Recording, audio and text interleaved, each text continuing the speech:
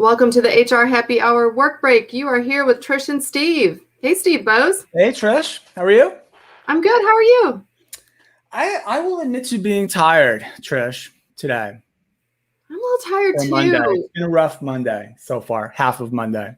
It's been a busy Monday. We've had tons of calls, which is good, but it's, starts out really early and keeps on going. So yeah, I'm glad for the break.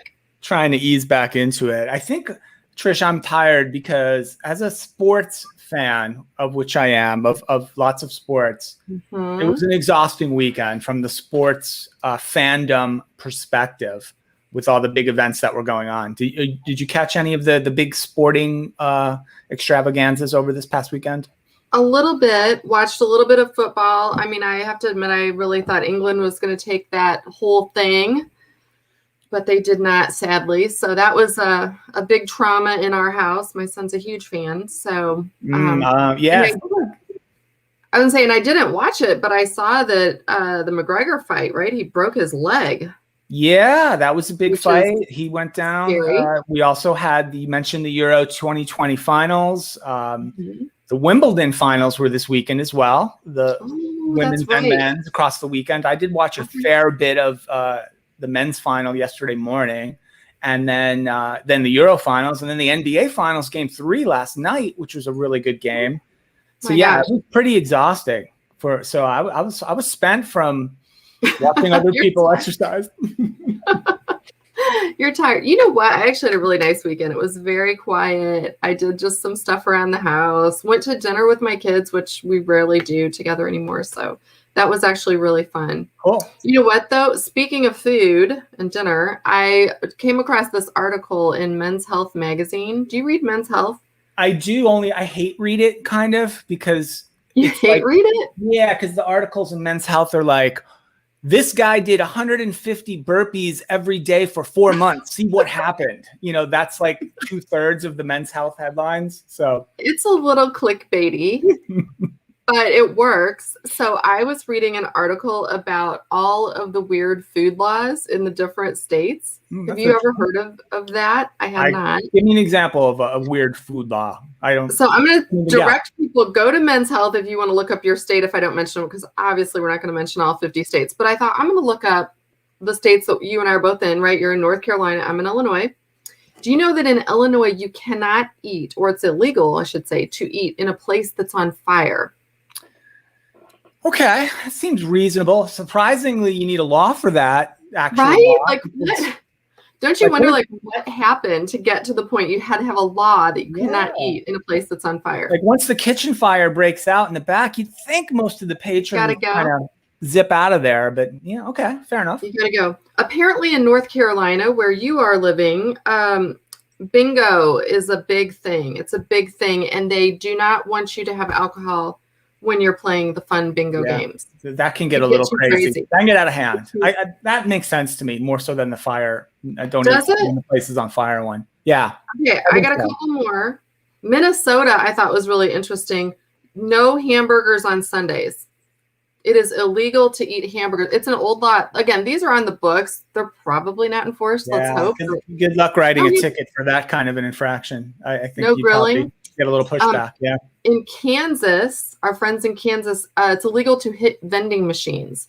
Takes your money. You're really angry. You're going to shake the machine, hit the machine. I can see a little bit of relevance to that one, because there's every so often you do see a story of someone who gets hurt really badly or even killed because they decide it's fighting back onto themselves, right? Because your bag of Doritos got hung up on that little swirly thing. Right. It did that swirl, but the bag didn't fall, I know. So we've all been there. No. We've all had that happen. And then the next person who comes throws in their 50 cents and they get 2 bags. They get 2. Right. All right. How about this one? I've got 2 more. Alabama, you cannot have ice cream cones in your back pocket. It is illegal to put your ice cream cone. I sort of feel like it's my pocket. I should be allowed to put the ice cream cone. First of all, who puts an ice cream cone in your pocket? Keep your hands out of my pockets, big government in Alabama. That's what I say. Right. That's okay. And the last one, and I picked this because you are from New Jersey. The Garden State. It is illegal to slurp soup in New Jersey. All right. I can't defend that one. I know. So anyway, it's fun. I think it's fun. Men's Health, they did a nice job of putting together all 50 states. You can check that out. My other question was going to be like, did you see, you sounds like you've just watched sports all weekend. It was a big reality weekend, reality TV weekend. Big Brother is back on. I am a fan. Love Island is back on. Not so much a fan. I know. It's actually more dramatic than Big Brother sometimes. And I've started watching Alone again. The new season of Alone has 5 or 6 episodes out already. So yeah, so Alone is actually good. It's on it's like full of grizzly bears this season. So people are actively seeing grizzly bears in their area, and it's way more dramatic than normal. So yeah, big reality weekend. What else is going on? Just trying to get back into the swing of things. Trish, it's summertime. We're here in the northern hemisphere. Lots of people getting back out on the road, getting back on vacation specifically, right? Because of last year, so much travel was restricted and people elected not to travel for very good reasons. I read over the weekend, according to a survey from Priceline.com, Trish, the travel website, only 21% of people used all of their available PTO days in 2020. Only 21% did. And that does make sense, right? So many types of vacations were unavailable and it was not safe, et cetera, et cetera. We all know this. That was down from, it was still only 30% in 2019, according to the same survey, by the way. Only 30% of people used all their days.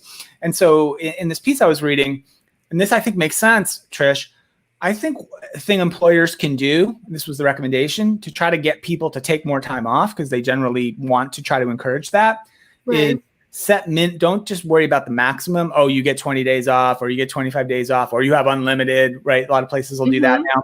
Is to have a minimum, to have a floor and require employees to take a certain number of days off, or 75% of their allotted days off, whatever the formula is for your organization, and actually enforce it. So like if you get to the second half of the year, which we're in now, and maybe an employee has 20 days allotted to them and they haven't taken any, or they've taken one, like to figure out, hey, you've got to start taking some time off and let's go, let's make this happen, right? Just to try to get people to take more time off. I thought it was an interesting idea. I've never worked anywhere I've worked places that said you can only carry over so much accrued PTO time or days.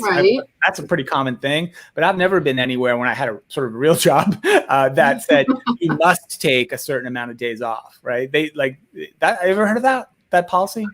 I have not heard of that. I mean, I think it has some benefits, obviously, as you mentioned. I do think it would be hard to enforce that because, like many things, it's like, again, even if you did it twice a year where, okay, you've gotten a mid-year and you've not used any, you need to use some now. I think you would wind up with so many people then all of a sudden off at the same time, right? Yeah, so it's sort of like vacation anyway, where you have to really plan it. I don't know, you would need technology probably to help you manage that monthly. Yeah. I don't know though. So you can't really tell someone in January, like, oh, you haven't taken your 1.8 days off. You need to do that now. That's a challenge, right? With something like that. So yes, good intent. It does sound like whatever we're doing, and I mean, all of us at writ large across this is a U.S. survey, that it's not really working. If even before the pandemic, only 30% of people used up their allotted time, right? In 2019, and went down in 2020, of course. I don't know what's going to happen in 2021. Like, I think the first half of this year, there was probably relatively less time off being taken. But now, once the summer hit and most kinds of places have opened up, we've talked about, how crowded it was in Hawaii and things like that. So, and the Disney World lines are out of control. So maybe people are catching up this year or this summer. So it'll be interesting to see what that data shows for the full year of 2021. Absolutely. That's just something that's so hard to manage. Like you mentioned, I mean, our entire careers, I would imagine it's been something that's been struggled with. And it's a cultural thing within organizations as to whether or not they encourage it or discourage it.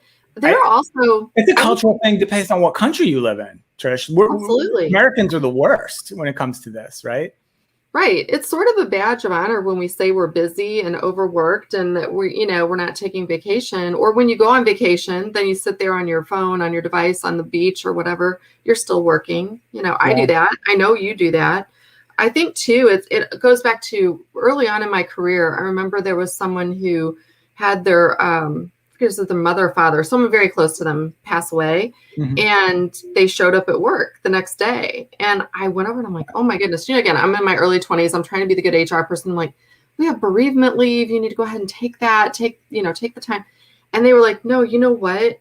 If I'm at home by myself and with my thoughts, that's not going to be good right now. I need to be here. So I'm keep my mind busy. So I wonder too, we've talked about loneliness in the past, people maybe with depression, if they're by themselves. That could be another factor in why people don't take as much vacation. If you're at work, you have I think there's a lot of reasons why. Sure. You have a routine. Yeah. I think there's pretty good data though that says, taking that time off, maybe not in the example you're talking about, it's a very specific example that someone was going through something really tough, but just in general, right? That getting that time off, getting that time away, letting it go for a while, et cetera, like there's a lot of benefits to that. Even if you're not going anywhere, you're just hanging out at the house or just doing your own thing for a few days, just to get that break from it. I think it's going to be important. Yeah, for sure. Taking a staycation should be more talked about, I think, because I think we typically think of trying to go somewhere. And so if you don't have that scheduled, it seems like there's no reason to take the day off or the week off or whatever. But yeah, do a staycation. Stay at your house. No, we've all stayed at our house for 18 months, Steve. I don't mind it. I'm fine. I realized I didn't leave my house all weekend. I went outside a few times, but I didn't go anywhere the entire weekend. And I'm like, I have those days. I'm cool with that. You're okay with it? Yeah, I'm perfectly fine. All right. Well, listen, hey, on that note, get out this afternoon, Steve. Take some time off. Everyone, thanks for listening. As always, welcome to Monday. We hope your week is off to a great start, and we will see you back here on Wednesday. Have a great week.